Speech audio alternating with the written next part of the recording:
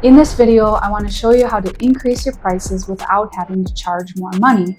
And you'll notice in my previous videos on this channel, I really taught about how to cut hair, but I didn't really share what it's like to own and operate a business that I had for over 13 years. If you're a barbershop owner, salon owner, or really anybody charging by the hour, you probably think that the only way to make more money is by increasing your prices. And that would pass on the cost to the customer, and there may be a fear around losing customers. My name is Amanda Olusanya, if I haven't met you already. I owned a high-end men's hair salon in downtown Minneapolis. What you may not have known, though, is that I took over a failing barbershop. It was losing about 10% every month, and I was able to increase the profits to over 18%. I was able to double the revenue, keep the original staff, and sell it in 3 years. I want to share with you some of my insights on owning my business, managing people, and developing a leadership team. I started my first business when I was 28 years old, and my only real strategy was that I wanted to grow. So I hired my first employees, and I did just that. And about 5 or 6 years into my business, 50% of my revenue walked out the door overnight. And of course, it was a trying time, but I still showed up. I worked even harder, and I came in with a smiling face for my customers and my other staff. It was tough though, and I remember one cold Minnesota February night walking home just exhausted. But in that moment, I realized that even if I grow the business the exact same way, the same thing is going to happen to me.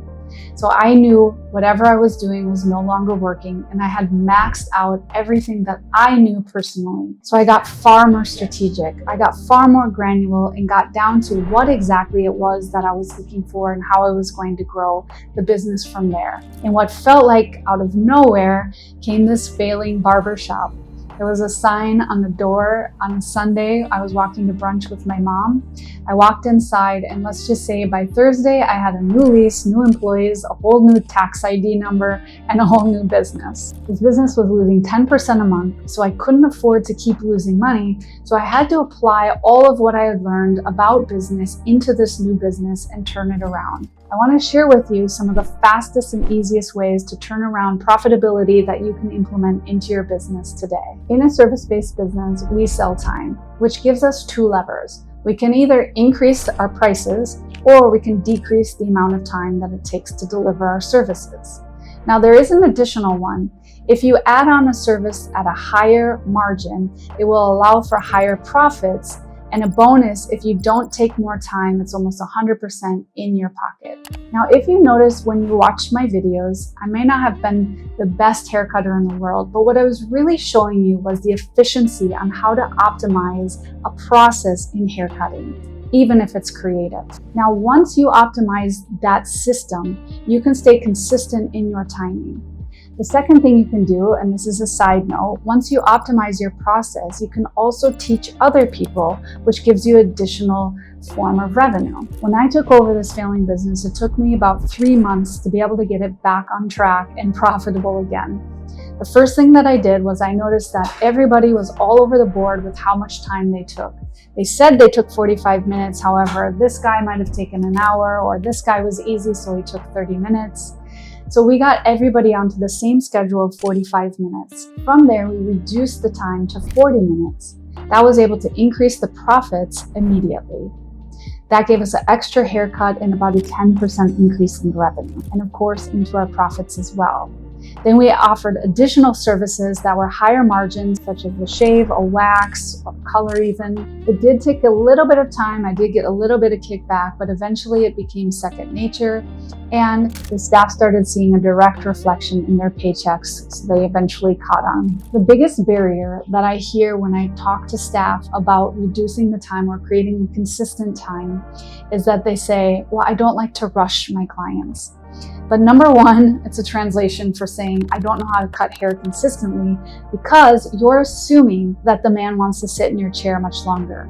I will tell you, people who pay more value efficiency and consistency more than they value sitting in your chair for additional time. The second reason is because it doesn't mean you can't give them a higher level of service. You can give them a hot towel, or you can have a one-on-one conversation with them and give them your time and attention. Neither one of this takes away from you delivering a high-level customer service. I also hear people say that, well, it takes me longer because this guy has curly hair, or this guy has short hair, or this guy has long hair. But what that really means is that you're probably intuitively going into the haircut and creating something, or you're doing the exact same haircut and anything outside of the box of your comfort zone is now taking longer. So again, work on systems and work on optimizing your system for efficiency so that you can cut any haircut in the same amount of time. You just need to be able to give a consistent haircut, because this is how we make money. I was able to give great customer service. I was charging $125 an hour, and I was fully booked. So I put together a visual representation of what charging by the hour really looks like, especially if you take more time here and there for certain clients. These are pretty standard times that most people book out. Now I just reduced it by 5 minutes, and you can see how the hourly rate right here goes up. So you just gave yourself a raise. So what's not on here though is that if you have an 8-hour workday, you'll be able to get an additional haircut in as well.